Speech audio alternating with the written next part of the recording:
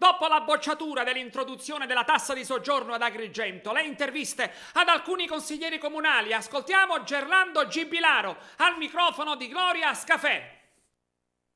Io sono stato uno che voleva, assieme ad altri consiglieri comunali, applicare la tassa di soggiorno anche perché Agrigento ha il parco archeologico più grande della terra. Come ben sapete, se andate in altre città anche per andare a visitare qualsiasi cosa, anche semplice, non il patrimonio storico e archeologico che abbiamo noi, c'è la tassa di soggiorno. Ad Agrigento no, purtroppo siamo in democrazia vince la maggioranza, ne prendiamo atto, credo solo che questo sia un ulteriore passo indietro per la città di Agrigento e per gli agrigentini.